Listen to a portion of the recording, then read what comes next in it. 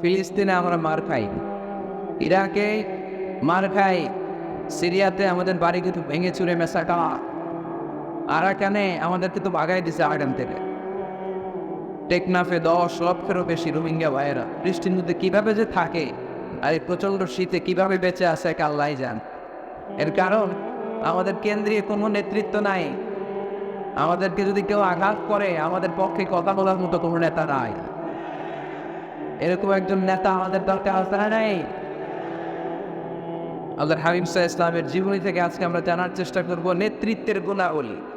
এজন্য আল্লাহ বলেন ইয়াউমা নাদউ কুল্লা মুনাসির বিইমানিহি ফামান উতিয়া কিতাবাহু বিয়ামিনিহি ফাউলাইকা ইয়াকরাউনা কিতাবাহুম ওয়া লা ইযলামুনা ফাতিলা। সুবহানাল্লাহ। আল্লাহ বললেন সেদিন দুনিয়ার সব মানুষগুলোকে আমি তাদের নেতা সহকারে ডাকবো, নেতা সহকারে দাঁড় করাবো। সেদিন যাদেরকে ডান হাতে আমল নামা দেওয়া হবে তারা তাদের আমল নামা পড়তে থাকবে, আর সেদিনকার বিচারে কারো প্রতি বিন্দু পরিমাণে জুলুম করা হবে না।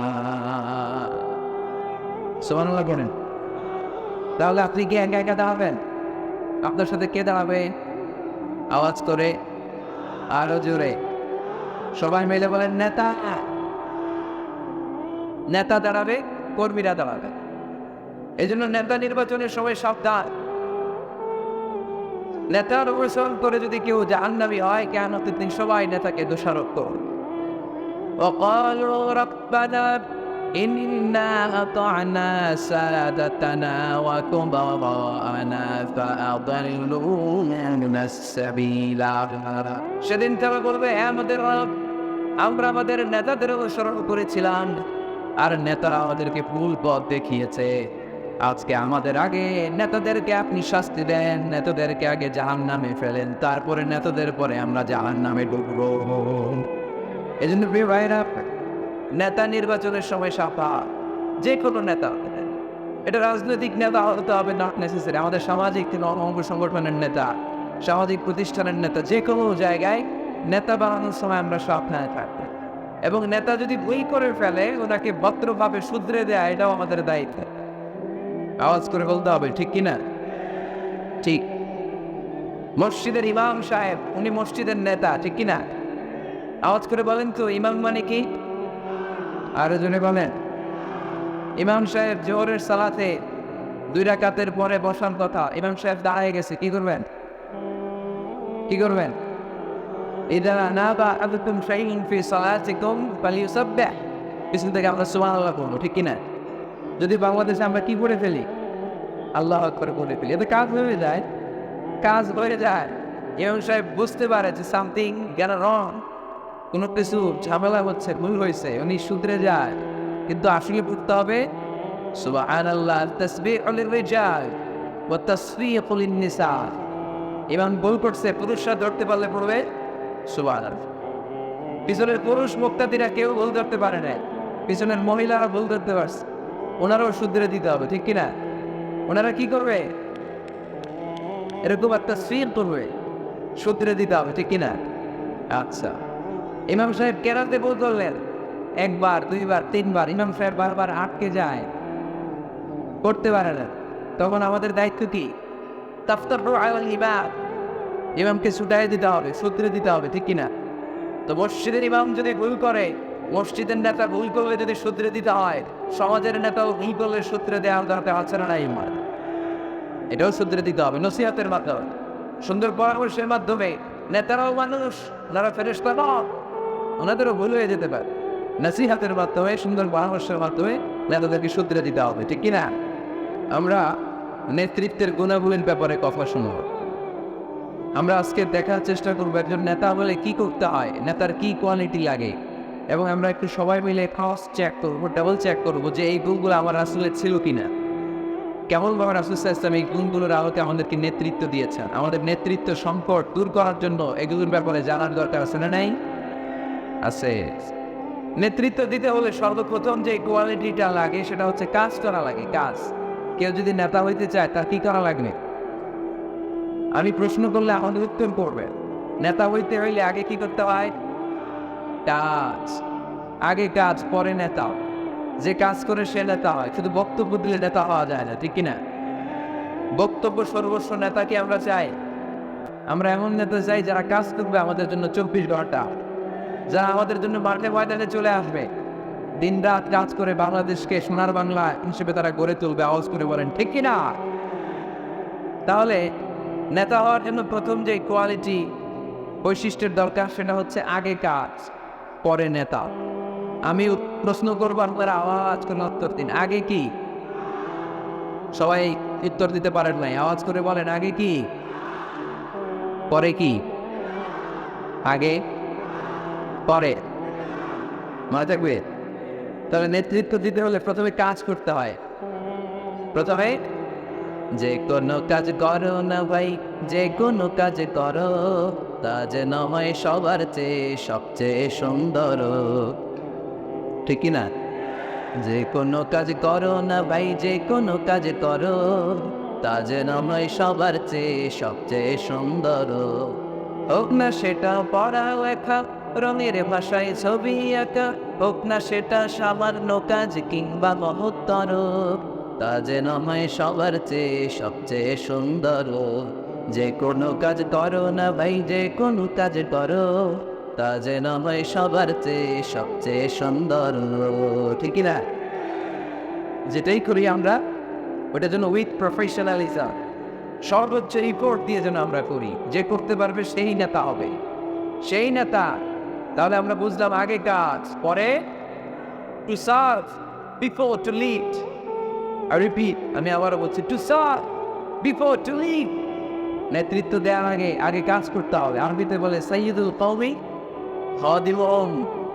জাতির নেতা তো সে হয় যে জাতির খেদমত করে। খেদমত না করে নেতা হওয়া যায়? কাজ না করে নেতা হওয়া যায় যায় না। এজন্য আগে কাজ। বক্তব্য দিলে চলবেন, ওই নেতা আমরা মারি। কাজ করে দেখেন আপনি আমাদেরকে। জনগণের জন্য কাজ করেন, দেশের জন্য কাজ করেন, মাটি ও মানুষের জন্য কাজ করেন, then you are our leader. তখন আপনি আমাদের নেতা, আপনার স্থান আমাদের হৃদয়, ঠিক কিনা? এবার আসলে আমরা দেখি যে আল্লাহ রাসূল সাল্লাল্লাহু আলাইহি সাল্লাম উনি কাজ করতেন কিনা, উনি কাজ করতেন কিনা, নাকি উনি বসে থাকতেন আর বক্তব্য দিতেন? দেখার দরকার আছে না? নাই? শুরুতেই আমরা বলেছি আমরা দেখবো লিডারশিপের যে কোয়ালিটিগুলো, এগুলো আল্লাহর হাবিবের জীবনে পাওয়া যায় কিনা। কোরআন সুন্নাহর আলোকে আমরা ক্রস চেক করবো ইনশাআল্লাহ। হয় আল্লাহর হাবিবের কাছে কোরআনের প্রথম 5 আয়াত নাযিল হলো। আল্লাহর হাবিবের বয়স তখন 40 বছর। ইকরা বিসমি রাব্বিকাল্লাযী খালাক, খালাকাল ইনসানা মিন আলাক, ইকরা ওয়া রাব্বুকাল আকরাম, আল্লাযী আল্লামা বিল কলম, আল্লামাল ইনসানা মা লাম ইয়ালাম। এই 5টা আয়াত নাযিল হওয়ার পরে বিশ্বনবী ভয় পেয়ে গেলেন। বিশ্বনবীর গায়ে জ্বর চলে আসলো, অন্তর কাঁপতে লাগলো। ভয় পেয়ে বিশ্বনবী আম্মা জান খাদিজাতুল কুবরা তাহেরা রাদিয়াল্লাহু তাআলা তার কাছে আসলেন। এসে বললেন, খাদিজা জাম্মিলুনি জাম্মিলুনি, ও খাদিজা, এমন এমন ঘটনা 5টি আয়াত কোরআনের এই মাত্র আমার কাছে মেরা পর্বতে নাজিল হয়েছে।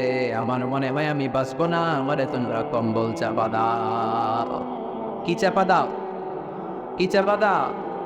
কম্বল চাপা দাও। জাম্মিলুনি, আমার কম্বল দিয়ে চাপ দিয়ে ধরো, আমার শীত লাগে, আমার ভয় লাগে, মনে হয় আমি বাঁচব না। আম্মা জান খাদিজা বললেন, আল্লাহি লা ইউখজিকাল্লাহু আবাদা, ও মুহাম্মদ আপনি ভয় পাবেন না, কখনোই আল্লাহ আপনার অপদস্থ করবে না।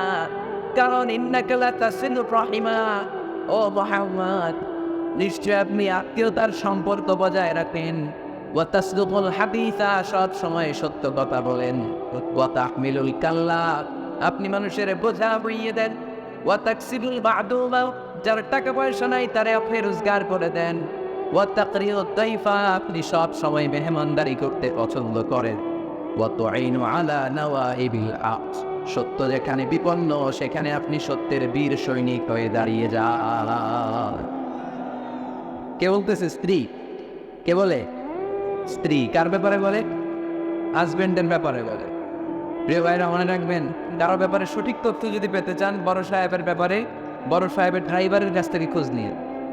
বড় সাহেবের ঘরের কাজের বুয়ার কাছ থেকে একটু খোঁজ নিয়েন।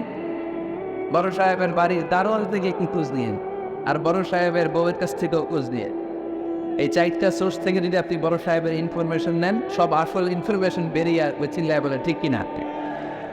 আল্লাহর হাবিব সাল্লাল্লাহু আলাইহি ওয়াসাল্লামের স্ত্রী আম্মাজান খাদিজাতুল কুবরা তাহেরা রাদিয়াল্লাহু তাআলা আনহা বললেন, আল্লাহি লা ইউখজিকাল্লাহু আবাদা। মুহাম্মদ, আপনি ভয় পাবেন না, আপনি ভয় পাবেন না। আল্লাহর শপথ, আমার তো এই আত্মবিশ্বাস আছে, আল্লাহ কখনো আপনারে অপদস্থ করবে না। কারণ আপনি আত্মীয়তার সম্পর্ক বজায় রাখেন, সবসময় সত্য কথা বলেন। আপনি সবসময় সত্য বলেন। মানুষ বোঝা টানতে পারে না, তাদের বোঝা আপনি টেনে মাথায় দিয়ে দেন। সুবহানাল্লাহ করবেন না? তাকসিবুল মা'দুল, যার উপার্জনের কিচ্ছু নাই, টাকা পয়সা নেই, তারে আপনি উপার্জন করে দেন। আপনি টাকা জমায় মানুষের মধ্যে দান করেন। আগে আপনি ছাগল চড়াতেন, অল্প কিছু টাকা পয়সা পেতেন। এরপরে আমার ব্যবসায় স্টাফ হিসেবে আসলেন, আরো কিছু টাকা পয়সা পেলেন। এগুলো আমি দেখেছি আপনি মানুষের জন্য খরচ করে পাও। যা টাকা পয়সা আছে এগুলো আপনি মেহমানদারিতে খরচ করেন।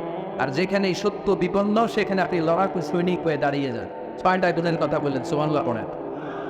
প্রিয় ভাইরা, একটু চিন্তা করেন, তখনও উনি নবী হয় নাই। নবী যে হবেন এটা জানতেনই না। আল্লাহর ইলমে তিনি নবী, কিন্তু অফিসিয়ালি নবী হয়েছেন তিনি পৃথিবীতে 40 বছর বয়সে, ঠিক কিনা? তার মানে নবী হওয়ার আগেই, অফিসিয়ালি কোরআন আসার আগেই, অফিসিয়ালি নবুয়ত পাওয়ার আগেই আমার বিশ্বনবী জনকল্যাণমূলক কাজ শুরু করে দিয়েছিলেন। চিল্লায় বলতে হবে ঠিক কিনা? নেতা হন নাই, কিন্তু কাজ শুরু হয়ে গেছে।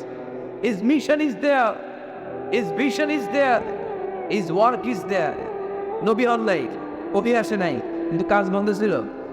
কথা কন, কাজ ঠিকই চলেছে। সে ছোট্টবেলা থেকে তিনি দানবী, ছোট্টবেলা থেকে মেহমান খাওয়াতে পছন্দ করেন, ছোট্টবেলা থেকে কখনো মিথ্যা বলেন না, ছোট্টবেলা থেকে আত্মীয়দের খোঁজ খবর নেন। সেই ছোটবেলা থেকে, ইয়ার বয়স থেকেই সত্য যেখানে বিপন্ন, সেখানে তিনি লড়াকু সৈনিক হয়ে দাঁড়িয়ে যান। তার মানে আগে নবী কাজ করছেন, পরে নেতৃত্ব আসছে। কথা বুঝি নাই? আগে কি? চিল্লায় বলতে হবে, আগে কি? নেতা হতে যাদের সব, আগে কাজ কর, আগে পরিশ্রম করো, আগে জনগণের সেবা করেন, জনকল্যাণমূলক কাজের সাথে নিজেকে সম্পৃক্ত করেন। নেতৃত্ব আপনার হাতে এমনিতেই ধরা নেবে। আগে কাজ, পরে ক্ষমতা, ঠিক কিনা? তাহলে লিডারশিপ কোয়ালিটির প্রথম যে কোয়ালিটিটা আজকের এই আলোচনা থেকে আমরা জানলাম, যে নেতা হতে হলে you have to serve first, then you will be the leader. আগে আপনাকে সার্ভিস দিতে হবে, খেদমত করতে হবে।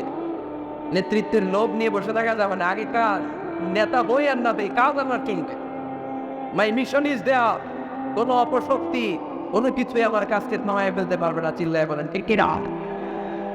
আগে কাজ, পরে নেতা, ঠিক কিনা? প্রথম পয়েন্টটা বুঝতে পারছেন? নেতা হইতে হলে প্রথমে কি করতে হয়? আওয়াজ করে বলেন, আগে কি, পরে। মাশাআল্লাহ, এই তো বুঝতে পারছি। নেতা হওয়ার 2 নাম্বার কোয়ালিটি হচ্ছে you have to overcome the challenges and you have to face the trials. আপনাকে চ্যালেঞ্জ মোকাবেলা করার ক্ষমতা থাকতে হবে, বাধা বিপত্তি ডিঙিয়ে সামনে যাওয়ার ক্ষমতা থাকতে হবে, তাইলে আপনি নেতা। নেতা যদি দুর্বল চিত্তের হয়, এটা কি নেতা না খেতা? হ্যাঁ, নেতা হইতে হবে আপনাকে চ্যালেঞ্জ মোকাবেলা করতে জানতে হবে। পাহাড় সম চ্যালেঞ্জ, আপনি এটাকে ডিঙ্গিয়ে চলে যেতে হবে। কোনো কিছু তাকে নাড়ায় না, সে অনড়। কোনো কিছুতে সে টলে না, সে অটল, সে নেতা, ঠিক কিনা? এই জন্য আল্লাহ বললেন, ও এই ভেবে চালাক ইব্রাহিম রাব্বুহু বিকালিমাতিন ফাতাম্মাউনা ক্বালা ইন্নী জাঈলুকা লিন্নাসি ইমামা। নবী স্মরণ করা সে সময়ের কথা, যখন আমি ইব্রাহিমকে অনেকগুলো পরীক্ষা করেছিলাম। প্রতিটা পরীক্ষায় ইব্রাহিম সফলতার সাথে উত্তীর্ণ হয়েছে। আর এই কারণে ইব্রাহিমকে ফলাফল স্বরূপ আমি জানিয়ে দিলাম, ইব্রাহিম ইন্নী জাঈলুকা লিন্নাসি ইমামা, আমি তোমাকে গোটা বিশ্বের মানুষের ইমাম বানায় দিলাম, নেতা বানায় দিলাম। ইন্নী জাঈলুকা লিন্নাসি ইমামা। When Allah tested Ibrahim with some trials, and he successfully overcome all the trials, and Allah said, Ibrahim, I'm gonna make you the leader. Ibrahim যতগুলি পরীক্ষা নিয়েছে সবগুলোই পাস। আগুনের পরীক্ষা পাস, নমরুদের পরীক্ষা পাস, কাবা ঘরের দায়িত্ব দেওয়া হয়েছে, এই পরীক্ষায় পাস। সন্তানকে মরুভূমিতে রেখে আসতে বলা হয়েছে, পাস। যতগুলো পরীক্ষা আমি নিলাম সবগুলোই তুমি পাস।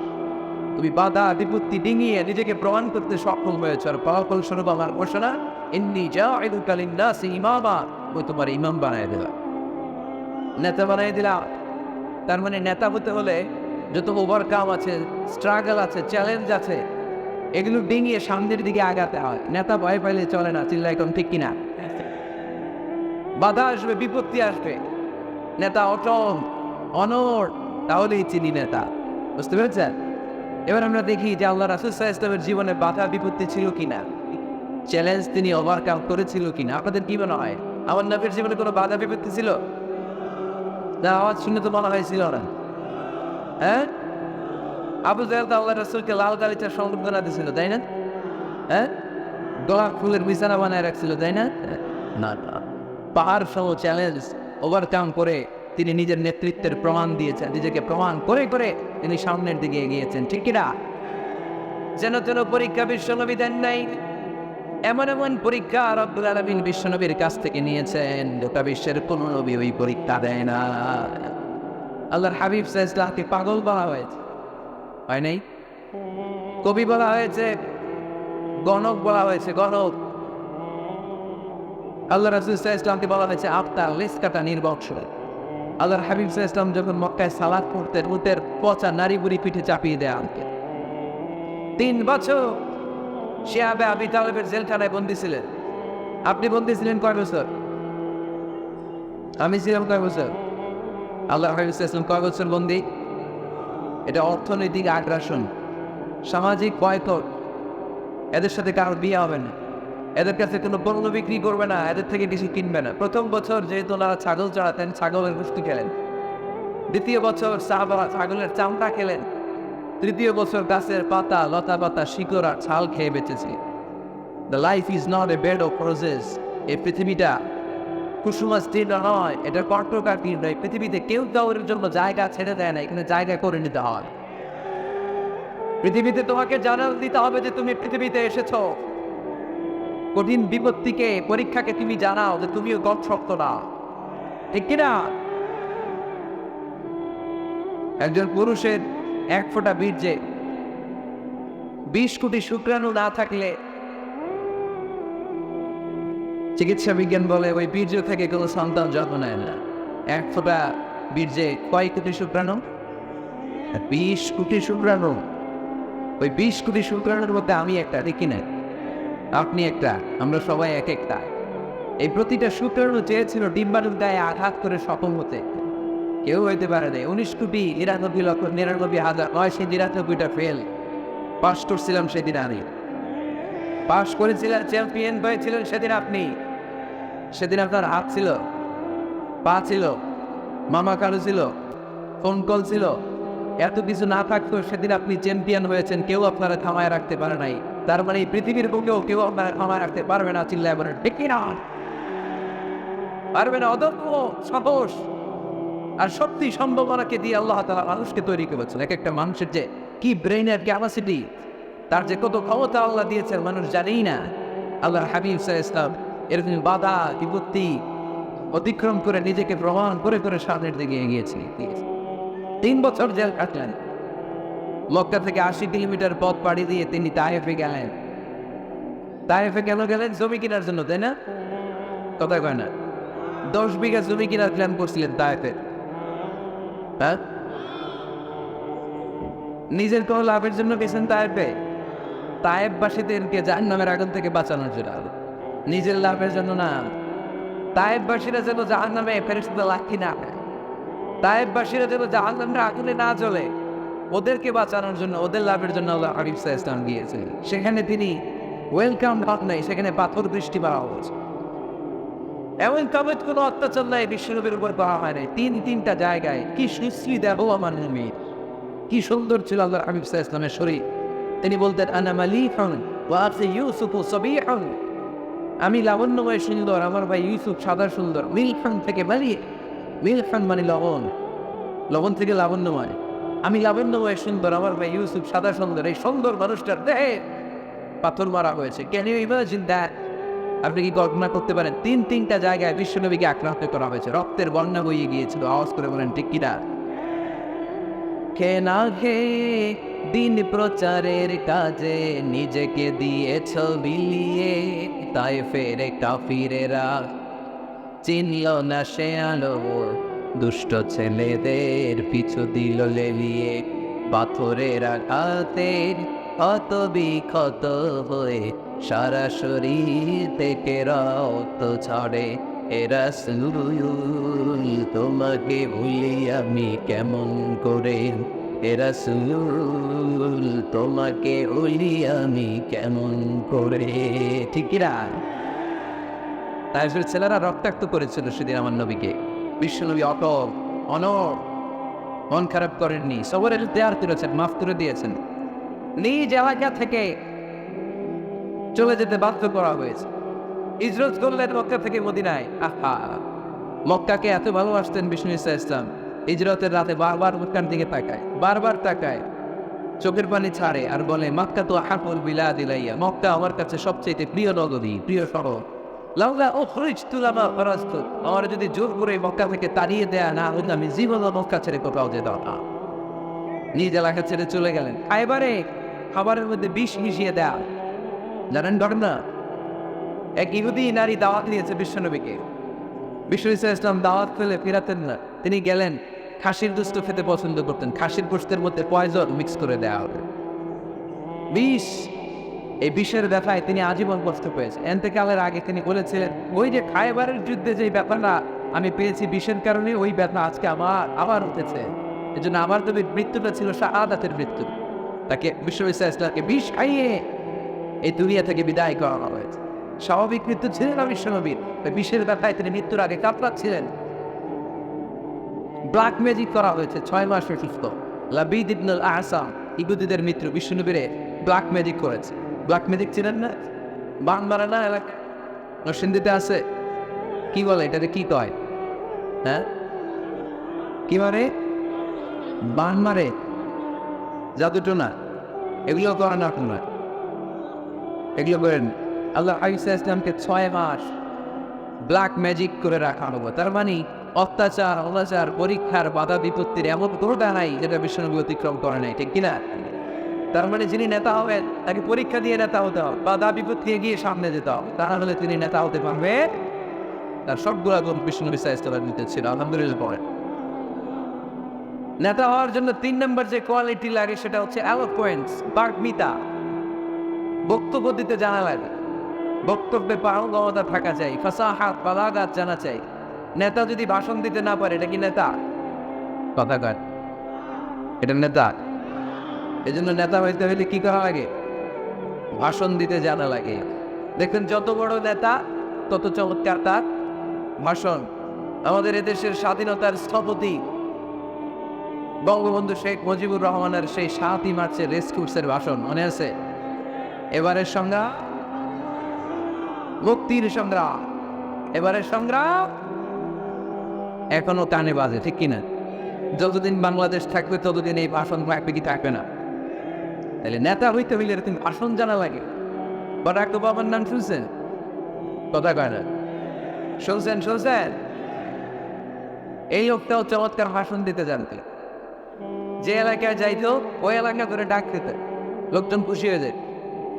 নির্বাচনে জিতে প্রথমে উনি গেল শিকাগো সিটিতে, আমেরিকা একটা শহর আছে শিকাগোতে, বিশাল বড় অ্যাসেম্বলি। উনি ভাষণ শুরু করলেন এভাবে, হ্যালো শিকাগো, মানে পুরো শিকাগো শহরটার একটা ডাক দিলেন।